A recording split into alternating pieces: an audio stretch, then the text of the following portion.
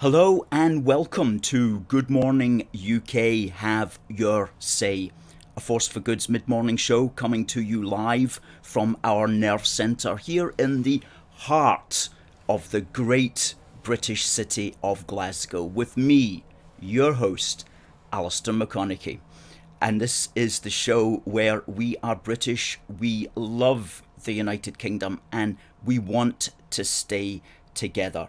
We are pro-UK, pro-United Kingdom, pro-Britain, and we are a voice for all of those who share that sentiment.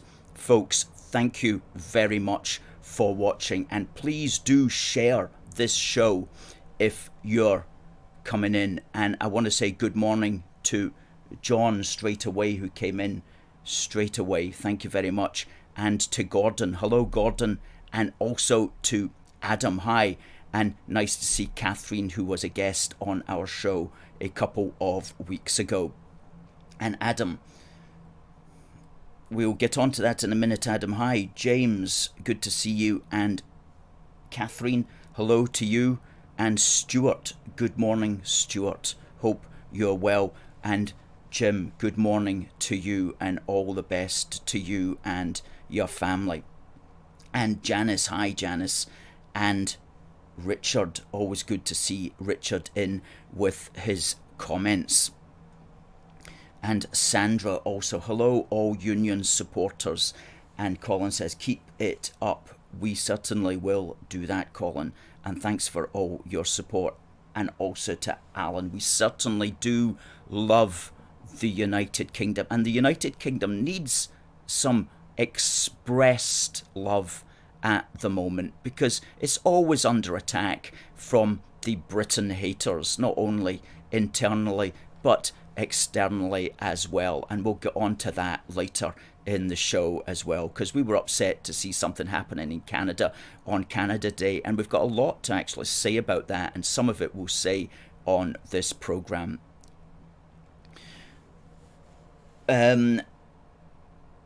Yeah, good. Adam went up to see, came up from Berwick, so good for you. I'm glad people are still smuggling themselves into Scotland these days, because it's certainly not, under the present leadership, giving a very welcoming impression to people.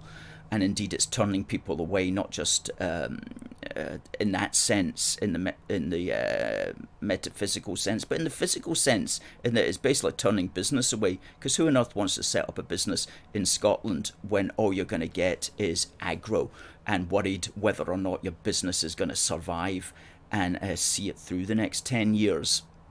So terrible situation that we're in, but so many good people trying to get us back on an even keel again. And that's what our programme is about. Well, this, Ian says something, remembering 7/7 today, 16 years ago. That was the terrible bombing in London. It will take more than a few bombs to break the spirit of the British. Absolutely.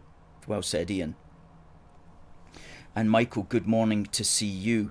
Now, I was on the phone to somebody this morning and they were just telling me how annoyed they were and bothered with the whole situation as far as the COVID thing is concerned. And the reason is Boris has said, as we know, he gave his big speech, he says he's essentially going to open up the country on the 19th of July. So everybody watching, okay, everybody watching believes, oh good, he's going to open up the country, by which we would understand as the United Kingdom. He is, after all, the British Prime Minister, isn't he? Isn't that wonderful? So I know somebody, they've got children, their children think that Scotland is going to be opening up on the 19th because that's what Boris Johnson, the leader of the country, is saying.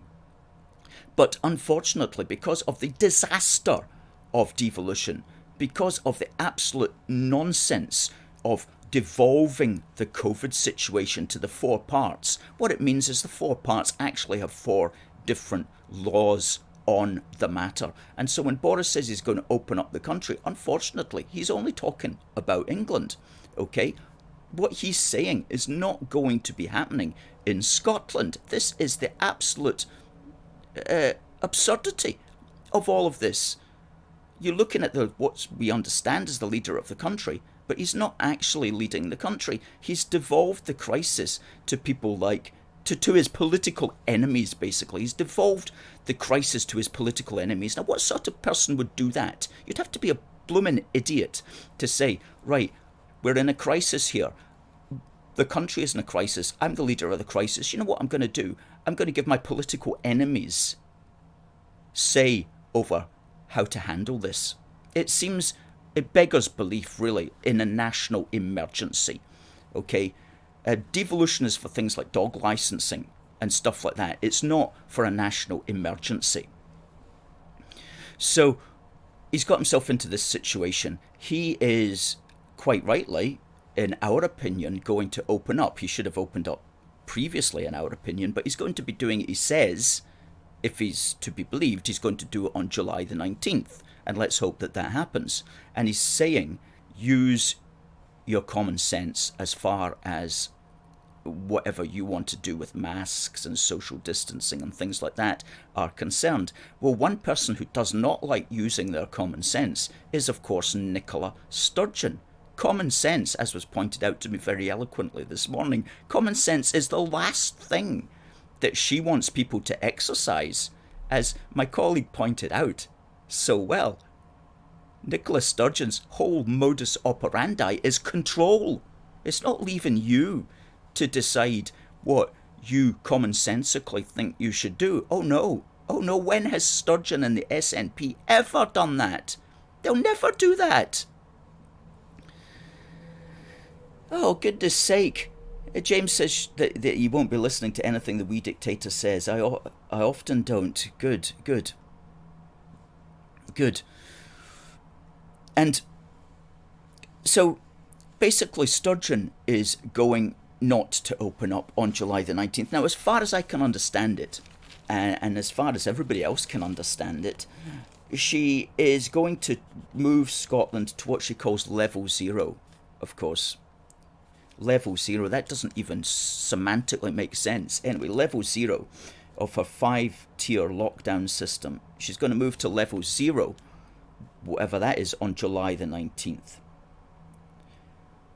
But it won't be until August the 9th when she wants to lift all remaining restrictions, including social distancing indoors, allowing life in Scotland to return to, quote, almost complete normality. So we've basically got until August the 9th to wait for that. And you can be assured that on August the 9th that she's going to keep us basically locked down, because she and Boris, to an extent, have got themselves into this crazy situation whereby COVID is measured by cases which are positive tests, which are not, as we've been saying now for almost 18 months, are not infections, are not symptoms, are not hospitalizations. They're simply positive tests of what is essentially dead genetic material.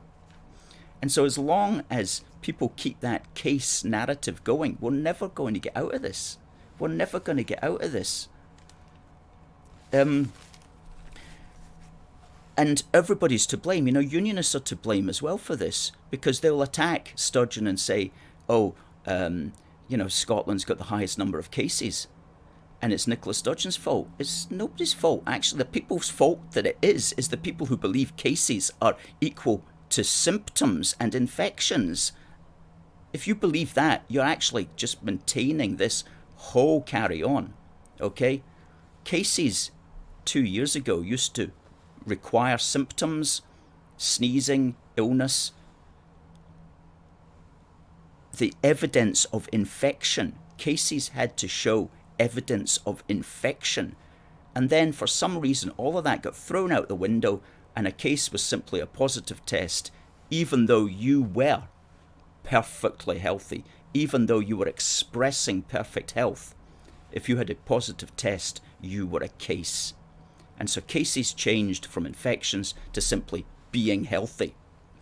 And as long as that situation continues, as long as the case narrative continues, we'll never get out of this. Okay? That's at the heart of it, and that's a problem for Sturgeon's administration and for Boris Johnston's government as well. Is this whole case narrative needs to get thrown out, and we never use it, and we never knock Nicola Sturgeon because cases are rising. It's irrelevant if cases are rising. If you're testing more people, you're going to get more cases as night follows day. The question is, are these cases infections? Are these people showing symptoms? And in virtually every single case, they're not. So in other words, the whole thing is just absurd on its face. So anyway, providing what the numbers of cases are going to be like, and there'll still be cases around forevermore, but we are going to get our Freedom Day in Scotland on August the 9th, and England gets it in July the 19th. But until society throws out the case story, the case narrative, until we get rid of that, we're going to continue to be subject to all the lies of the system and the lies of the mass media. So we have to see through that, break away from it, and do our best in our own life to do that as much as we possibly can. And God bless us all and give us strength in that, because we are up against an incredible amount of propaganda. I mean, I work during the day, I often have YouTube or whatever playing in the background, and every hour, at least 10 times, I will hear messages about getting an injection. Well, you can stuff that where the sun doesn't shine, my friend, because myself and others will never allow that to be injected into our bodies. But it's constantly pushed on us to an extent that I've never seen in my life, and which I find personally horrifying.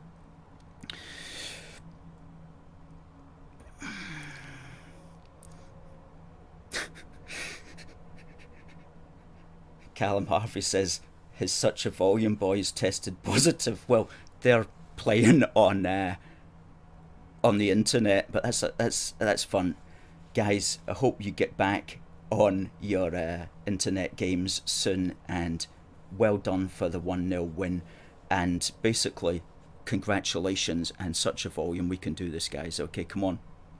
Now, talking about football, we do, of course, have the England semi-final tonight, which many people are looking forward to. And we do wish the England football team the very best of British luck, because I and we at A Force for Good don't care if you're Scottish, English, Welsh, or Northern Irish, you're British. And somebody else who came up with that very good point was the Crankies. They were interviewed yesterday on Good Morning Britain. For some reason, I'm not quite sure why they went to the Crankies for an opinion, but they asked, Susanna Reid asked, will you be singing Come On England? And Ian, the chap, replied and said, yes, certainly. We're British and Scottish. Let's stick behind Britain. If it was Wales or if it was Ireland, we're all one. It's against the Europeans. We want to win. Fantastic stuff from the Crankies. Yes, certainly, we're British and Scottish. And that's true. And if England bring home the European Cup, then that's a victory for Britain. And that's one of the great things about being British. You, as we've always said, you can share in the joy of all the other parts of the United Kingdom. If you only see yourself as Scottish or only see yourself as English, you can't be happy when Scotland wins something. If you only see yourself as Scottish, you can't be happy when England wins something. But if you see yourself as British, if you have that all-inclusive attitude and identity, then you can take joy in the fact that another part of the British Isles is winning something. So when I look back on 1966, I always remember that's when Britain won the World Cup. Okay, it was England specifically, but it came home to Britain. So let's hope that the European Cup comes home to Britain. If England can beat Denmark tonight, fingers crossed, and if they then go on to beat Italy in the final on Saturday. Okay, guys, football, bring it home, not just for England, but bring it home for Britain and for all your supporters throughout the British Isles and indeed the world. And then once you've done that, just stop with the kneeling nonsense, okay? Stop with all of that. Although I was pleased to notice there was one English football Maguire who did not did not kneel at the last game, but stood. So good for him. Good for him. A man among men. Eileen says, we'll be rooting for England. And absolutely, Sandra, England versus Italy. That's almost like, that would be a World Cup final almost, wouldn't it? James says, totally behind the home nation tonight. Quite right. Good stuff. Good stuff.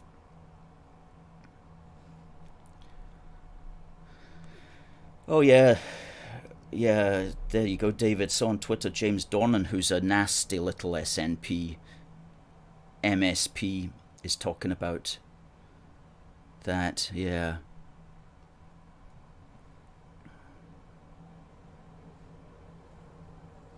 Colin says, I'll be booing them if they kneel. That's right.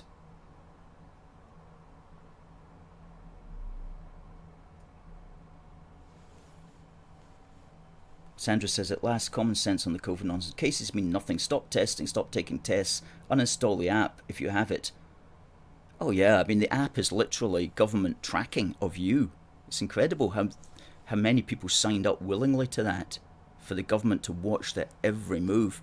I mean, when I was about to say something that could get me into trouble, I won't.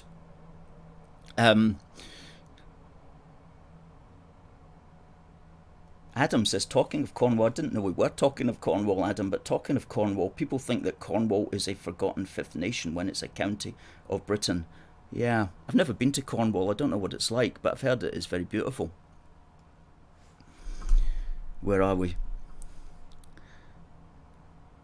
Yeah. Ah, Jeff says, greetings from Cornwall. Good, good, Jeff. Well, greetings to you as well. I must get to Cornwall. Must get to Cornwall. To Padstow. The old woman of Padstow. That's a song, isn't it? Steel I Span. But I can't quite remember the words of it at the moment. She would if she could. I know that's one of the lines, which is a little bit...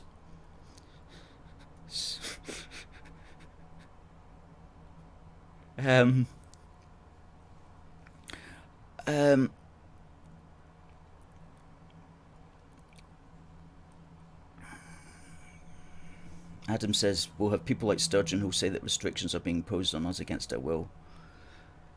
Yeah, well, she's the one that's imposing restrictions at the moment, and there's no question about it. If anybody ever wondered, if anybody ever thought that you could have Scottish independence in order to have, like, some kind of libertarian free state, then the last 10 or whatever years, 15 years of Scottish national government have paid to that, because they are the most authoritarian people, and their authoritarian tendencies are hugely on display. But as we've always said, that is a trait of a certain type of Scots person, to be extremely authoritarian.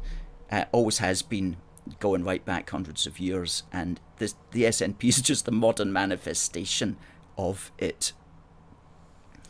Secular manifestation, and just, yeah.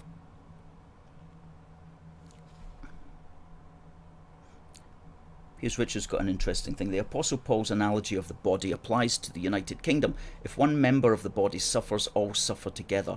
If one member is honoured, all rejoice together. I like that. I like that. If one member is honoured, all rejoice together. That's the way it should be. That's the way it is in Britain. I'm going to note that one down. Richard, thanks for sending that in. That definitely adds value.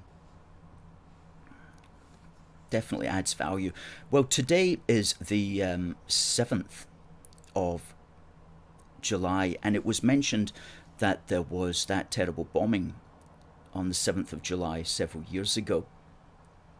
We're not going to talk about that, though, but what we are going to talk about is this day in British history. A couple of interesting things from a Scottish and British angle today. Now, I'll ask a question at the top of the hour on this, and the winner will get our Union Jack jelly beans. So do listen in, folks. But on this day, on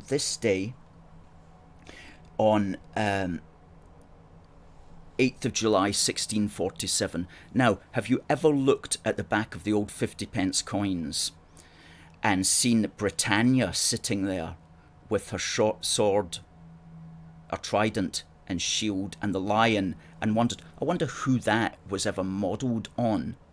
I wonder who the woman was that modelled that for the coin artist. Well, I can tell you that on this day, 8th of July in 1647, the Scottish baby who would become the young woman who would become the face of Britannia on our coins was born, and that was Frances Teresa Stuart, who would go on to become the Duchess of Richmond and Lennox. And she was born in Paris because her family had taken refuge at the French court of the Queen Henrietta Maria.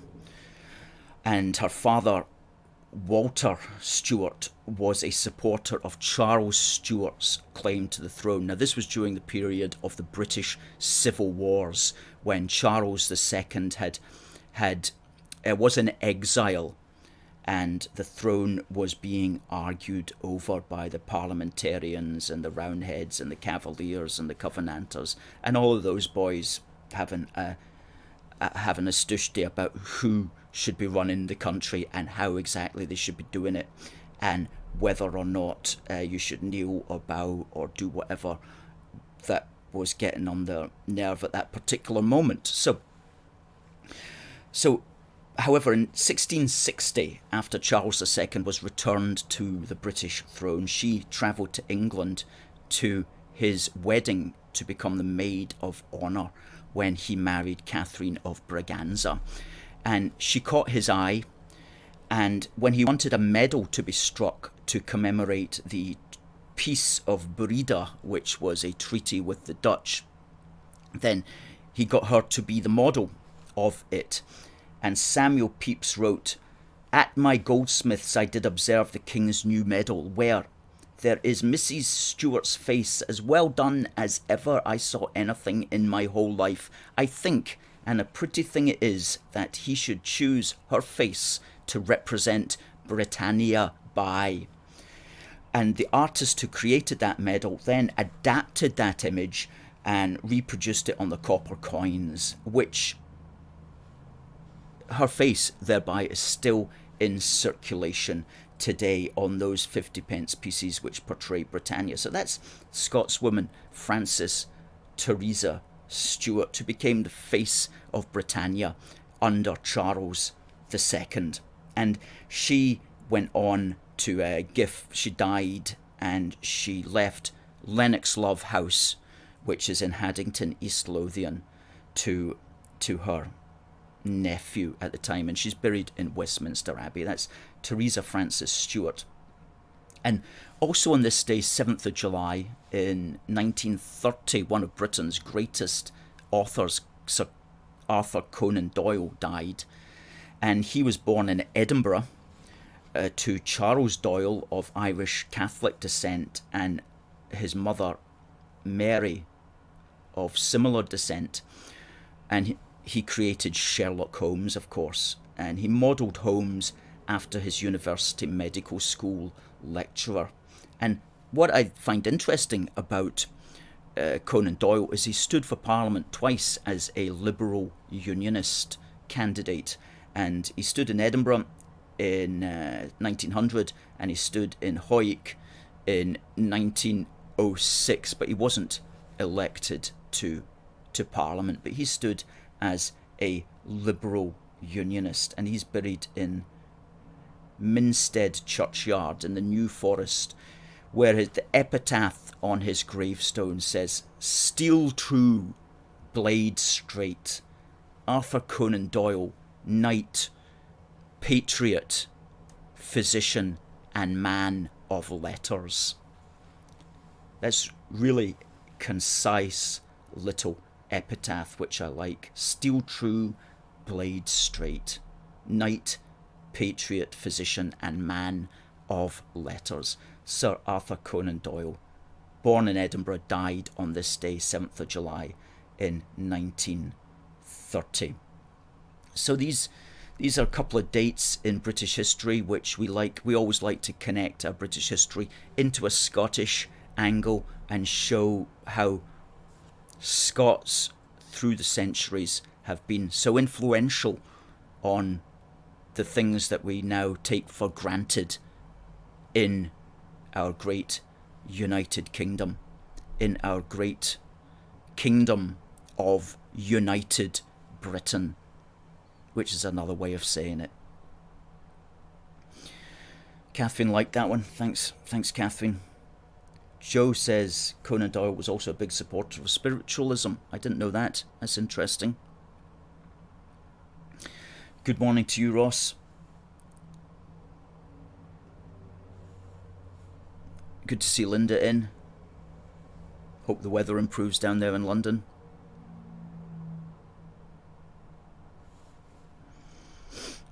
Osborne says that he thinks that sometimes the English press overdo the hype on England. I've heard that complaint before. Osborne, you could be right. So many times they get disappointed as well. They hype it up and then it's a big fall down to the bottom again. Well, I'm going to ask the question now. If you have the answer, folks, to the question that I'm going to ask, please send it in here. contact@aforceforgood.uk. That's our email. Don't send the message in to the comments here, but send it in to that email, please. And I'm just going to bring this up here. If you just give me a second, and I'll ask the question. Now the question is, I spoke about Arthur Conan Doyle, who passed away on this day back in 1930. Now, the winner of this tin of jelly beans, okay, will be the person who correctly answers the question, which is, Arthur Conan Doyle obviously was a great author. What is his most famous character called? Okay, what is the most famous character that was created by Arthur Conan Doyle? Born in Edinburgh and died this day in 1930. And you'll get that winging its way to you this afternoon if you send the answer in to contact@aforceforgood.uk. And these are lovely jelly beans, by the way, fantastic. They're not, they're a Union Jack tin, and inside there's about 50 different jelly beans of all kinds of exotic flavours.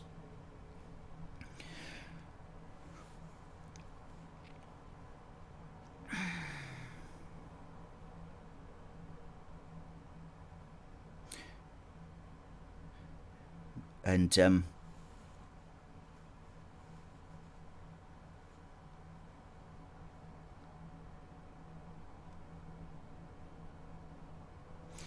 Colin says, remember all Scottish and English veterans who lined up on a battlefield and lived and died for their country. Name one person who kneeled and prostrated themselves for them. No sacrifice is greater than our own, and if you cannot kneel to your own sacrifices, then kneeling to other causes is simply offensive and disrespectful to our mothers, fathers, and veterans that defended you, me, and the rest of us. Absolutely. Absolutely. Okay, let's get rid of this banner. I think we... Okay, good. Now, something that's been preying on my mind for the last week, and I want to get it off my chest because it really irritated me, and I don't like things that really irritate me because I have to get them off by expressing my anger at them. And it was something which occurred on the 1st of July, and it didn't even occur in this country, but it occurred in Winnipeg in Manitoba. And over there, there's a bunch of people who have got a bee in their bonnet about Canadian history, and from an overwrought perspective, I should absolutely add, but who are using a particular matter, which I'll get to in a moment, in order to attack the institutions and symbols of the Canadian state.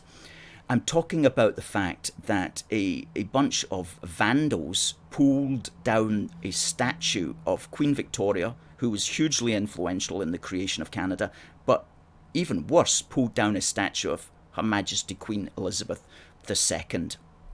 Now, of course, the Queen is the head of state of Canada, just as she's head of state of the United Kingdom. We share a very close history with Canada, and we, of course, do share our head of state as well. So an attack on the head of state anywhere in the world where we share the same head of state is an attack also on Britain. So we would expect a very powerful, strong condemnation from the British government of what happened. But of course, we've been noticing in the last 18 months that strong condemnations are never forthcoming from the British government when it relates to things like that. Now, what's the story here? Well, it's part of the whole Black Lives Matter thing that's going round the Western world at the moment. Canada does not have a history of slavery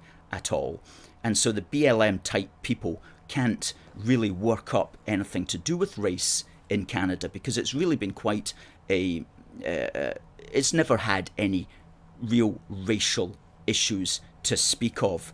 The only thing it's ever had was when the Europeans, the British and French settlers, came upon the native peoples and wondered how best to integrate them into the Canada that was driving ahead at that time. And during the late 1800s, Canada began to come together as a federation under the Glaswegian John A. MacDonald, because Canada has a huge Scottish diaspora, and in fact, to a large extent, Scots invented Canada.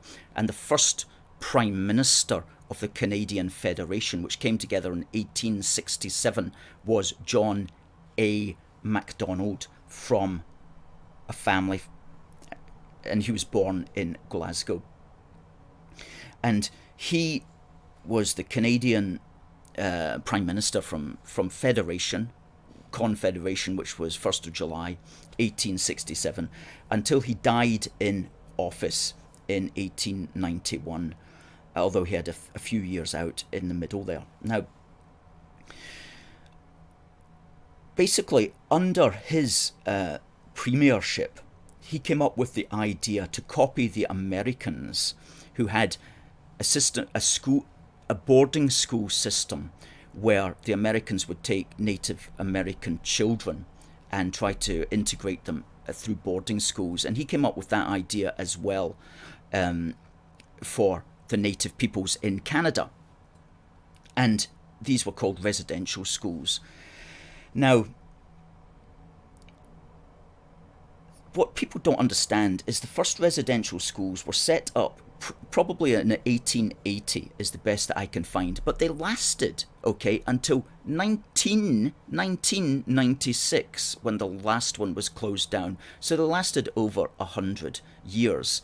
And what has since happened since 1996 is, because of the successful, ultimately, integration of the native peoples in Canada, many of them have become legislators and many of them become quite influential. And so they have now started to complain about what happened in these residential schools from the position that the white Europeans should not have tried to integrate the native peoples into the white European ways, that this was somehow evidence of a sense of white supremacy or even racism at worst.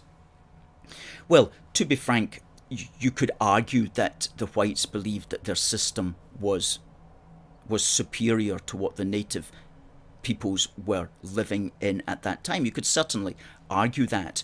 But the point is, when the Europeans and the native peoples came together, what were the options for the white Europeans who had all the power, who had all the drive to build modern Canada? What were the options? Well, one of the options was that the Europeans could have said, forget all this railroad building stuff and all these modern big buildings and stuff. Let's all just integrate into the Native American ways and go and live in the wilds like them. Okay, that's one option. Well, that wasn't going to happen, okay? So we're not going to integrate to the native peoples. The other option, of course, which perhaps some people may even have suggested, was just leave them be, just ignore them, just leave them to their own devices. But again, nobody was going to suggest that practically, because at that time, the native peoples were in a perilous state because their main source of food, buffalo, was essentially going extinct. And so to leave the native peoples be would have been to basically leave them to die. And nobody was going to suggest that practically, and certainly not ethically. That was not an option. So the only option in the Canada was to introduce as best as they could the native peoples into modernity, which they did by the residential schools. Now, during Macdonald has got an awful lot of criticism for this, because from today's perspective, it's easily criticisable. However, what's not noticed or pointed out so much is that it was a voluntary system. There was no compulsion under it. Now, Macdonald died in 1891, and compulsory residential schools for native children did not come in until 1920. And I only discovered this reading this really good article, which we'll put up, called "The Fight Over Canada's Founding Prime Minister.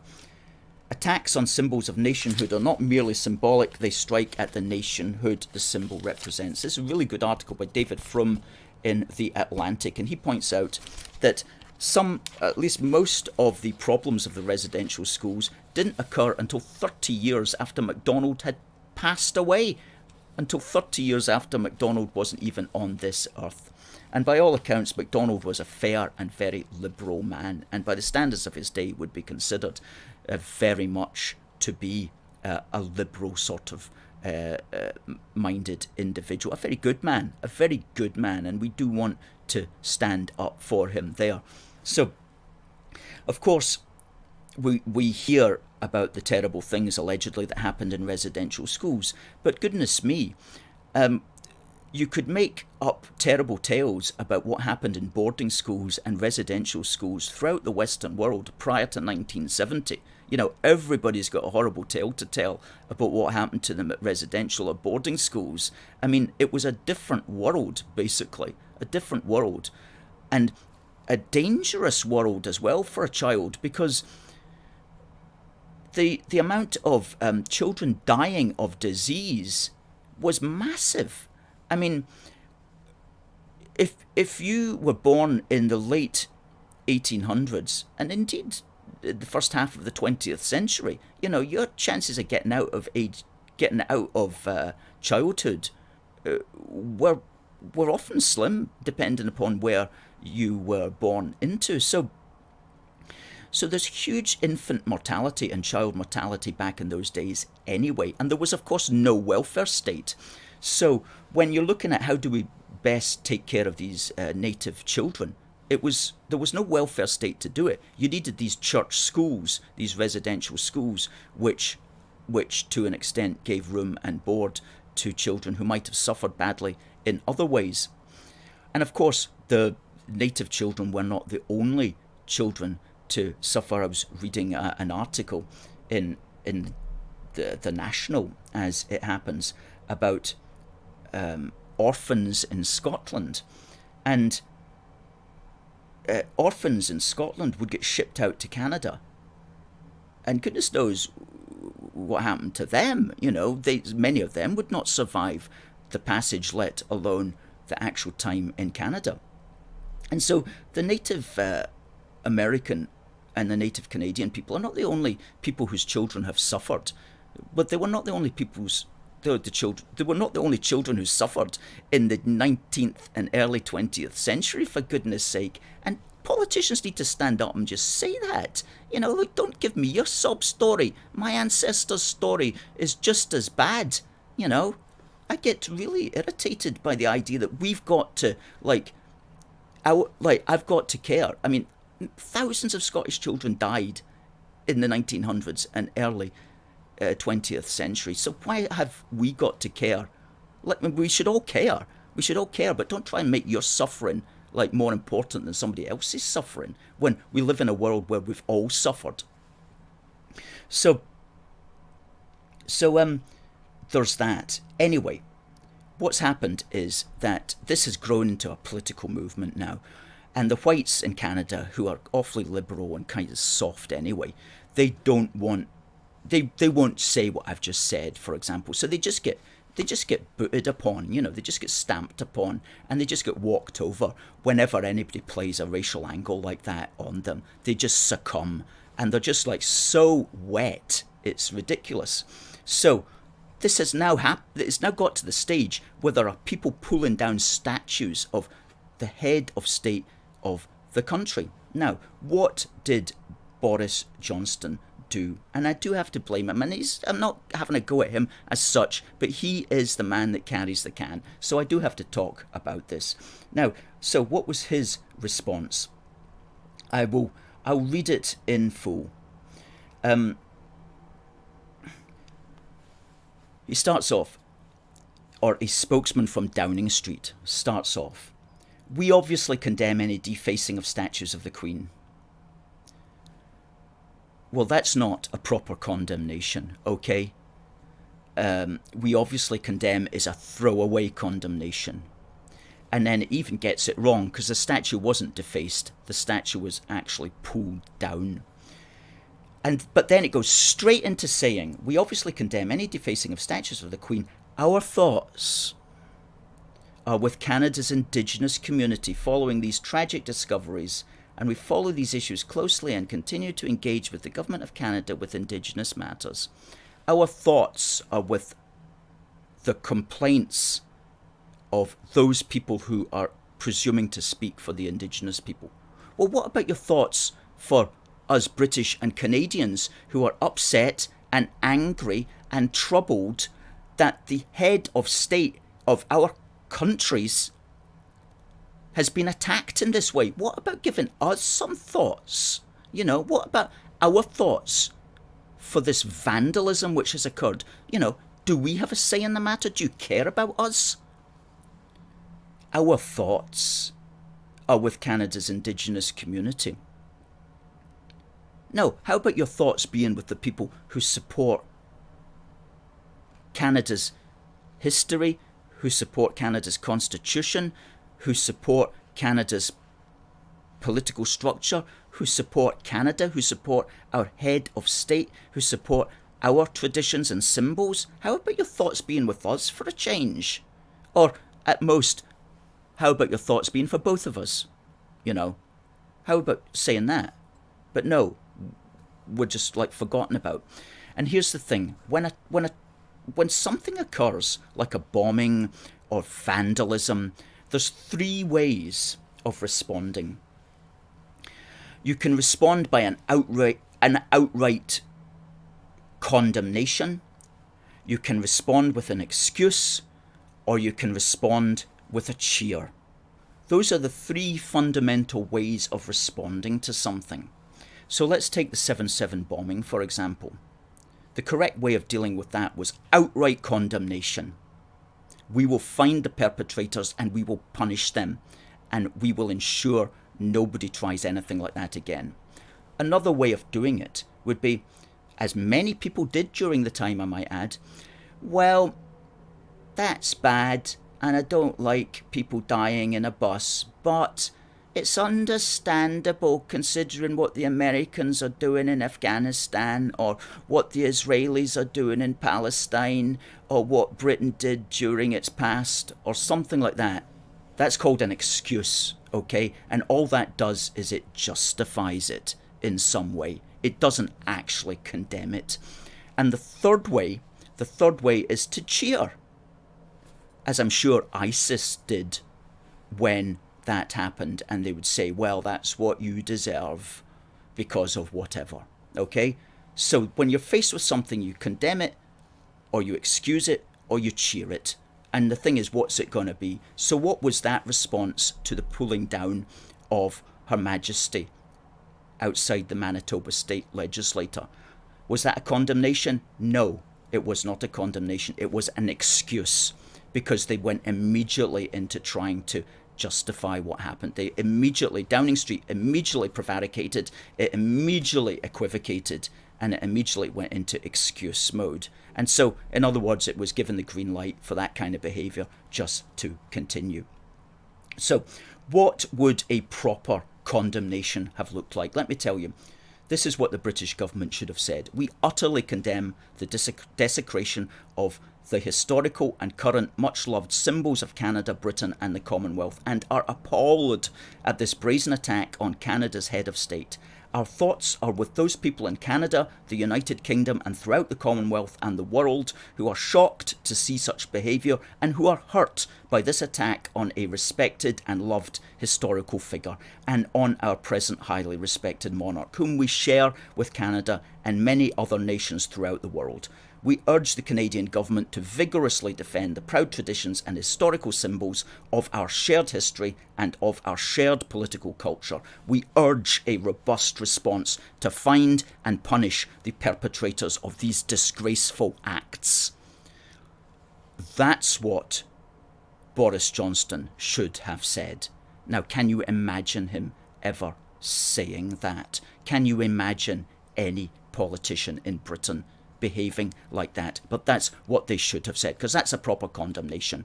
Now, as for what may have been the purported reasons for why the people in Canada, in Winnipeg, did whatever they did, well, that is a different matter. And you can deal with that if you want, or you can choose not to deal with that if you want. But it's a different matter. But as soon as you bring it in, to your response, then you do risk excusing the behaviour. You move up a notch from condemnation to excuse to cheering. Okay, so that's how you would properly respond to it, and that's how I certainly respond to it, and that's how a force for good responds to it. Not through equivocation, not through prevarication, but through outright condemnation. And as for the deeper issues, which are political and which are being exploited deliberately, well, you can deal with those at another matter, if you so choose to.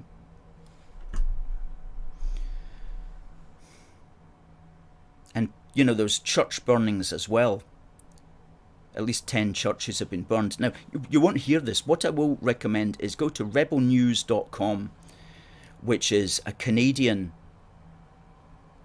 media outlet. It's been banned from, naturally, it's been banned from social media and to a large extent. And it's run by a chap called Ezra Levant, who is a really nice chap. I don't know him, I've never spoken to him, but he comes across really well. He's very eloquent. He's a great Canadian patriot who clearly understands the value of the British world, of which Canada is part of. And he represents everything that's best about Canada and indeed the British world. So he's a great chap, Ezra Levant, at rebelnews.com. and every day he and his crew report on the terrible things that are happening in Canada under the wet rag Trudeau's government, if you could even call it a government. It's just a joke. And Trudeau responding to, and this is another good example, Trudeau responded to the burning down of the Catholic churches by saying, "This is not the way to go."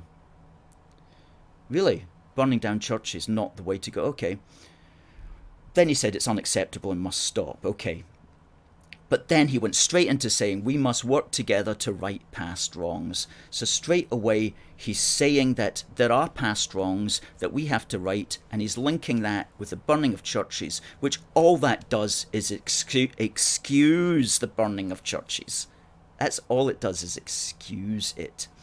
So he should just simply say burning of churches, not acceptable. And for whatever idiotic reasons people have done it, don't even address those in your condemnation.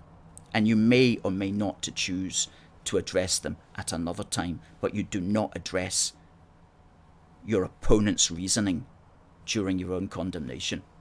You just condemn them out of hand. But so many politicians in the West don't understand the basics of politics. They get to the places they get to be PM, but they have no clue about how to deal with their political opponents. It's astonishing, utterly astonishing. Anyway, the good news is you've got one or two people in Canada, and you'll really only find them based around trying to organise some kind of fight back to what's going on there. And Ezra Levant did actually get interviewed on GB News last week, and he made very good points along the sorts of lines that I'm making, although he didn't get time to properly articulate them in the way that I've just articulated that to you. So we might come back to that issue at another time, because it's long running, and there is this long running attempt to bring down the institutions of the Canadian state. And don't get me wrong, I'm very interested in everything that everybody's got to say from whatever perspective, including especially the native Indian perspective, which is often a very interesting one. And I'm very happy to hear and listen and to consider all of those things. And I'm glad in many ways that these sorts of things are being brought out.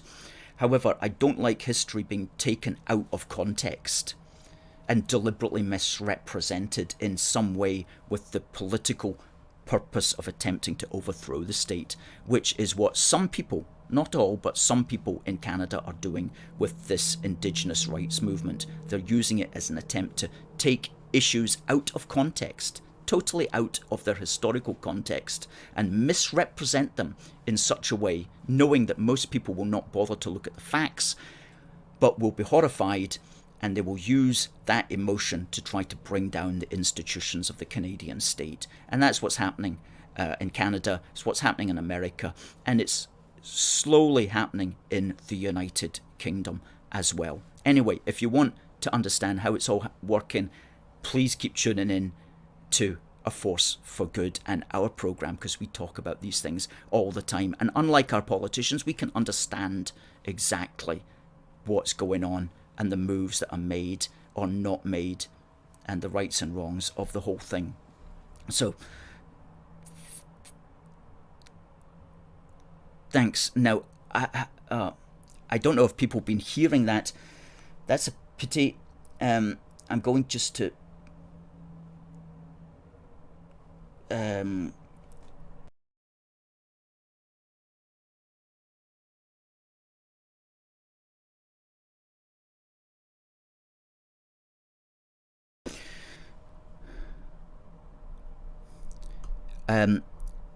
good. Well, the voice is perfect. Good. And you heard it all. I don't know how long that was off for. I was concentrating too much on the camera rather than on the actual screen, which is over at another point here. But yes. Well, Adam, the Queen won't say very much because she just has to keep out of it. She relies upon her ministers to give the answer. Now, um,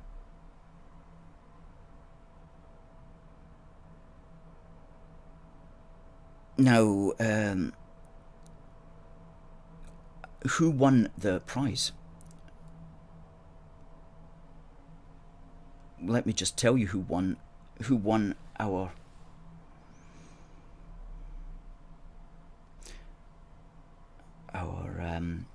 question.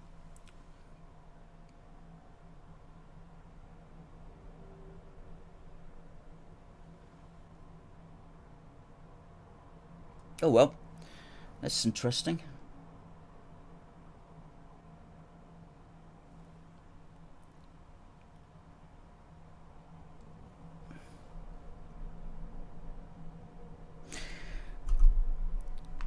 Nobody's won the prize. Nobody's won the prize. Nobody got the prize. Nobody got it. Oh well. Sorry about that, folks. Nobody knew the answer, so that will just have to wait for another week. Sorry about that. Sorry about that.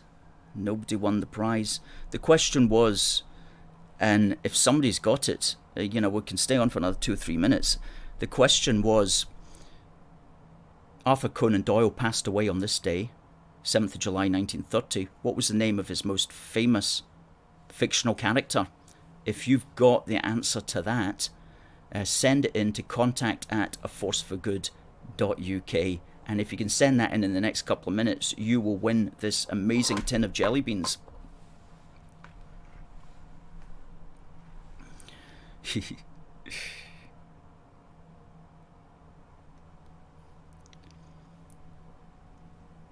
And if somebody sends it in, I will tell you.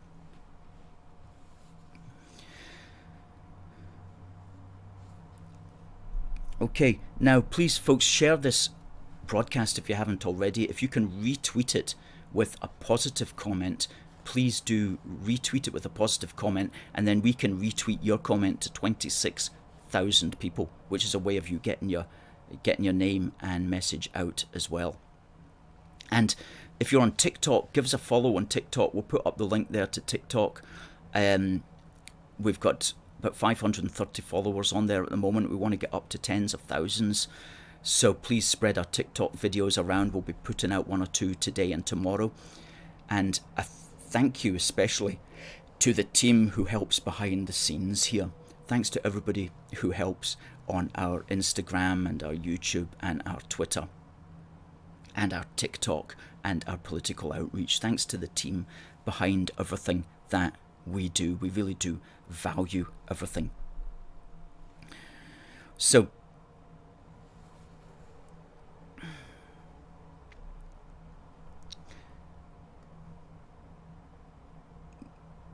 yes, we've got a winner. We have a winner. We've got a winner. In the final moments of the show, the winner comes through. Let me put the name up.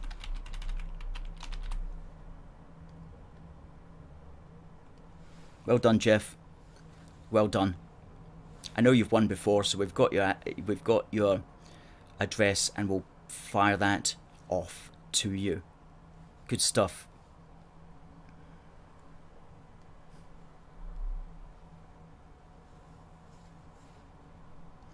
Christopher says he's too slow typing. Oh well, sorry, Christopher.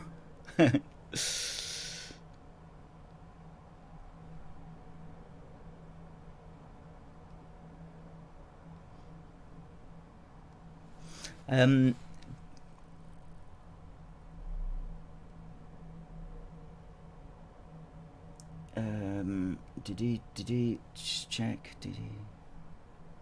No, we haven't had anything that's gone into spam, and we haven't had anything that's gone into anything else by mistake.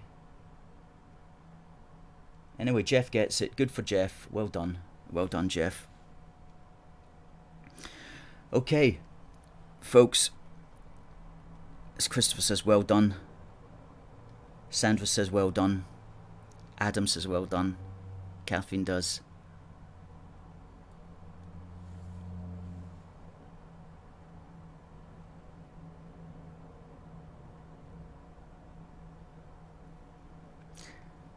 the answer was, I should say, sorry, yes, the answer was Sherlock Holmes. Sherlock Holmes was Arthur Conan Doyle's best known fictional invention. Yes, sorry, I should have said that. Stuart says, well done, Jeff. And Tommy, good to see Tommy. Congratulations. We didn't have a guest today, folks. If you know anybody who would like to be on the show, please contact us and tell us. And if you'd like to be on the show, please tell us, and we'll see if we can sort something out technically. And you could well be on the show, broadcasting live across all our platforms on a Wednesday morning. Folks, it just remains for me to say we will be back next week at 10:30. I hope you've enjoyed today's programme. We had a lot to say. We got through it quite quickly. And best of luck to England tonight. So folks, God bless the United Kingdom and God save the Queen. See you next week.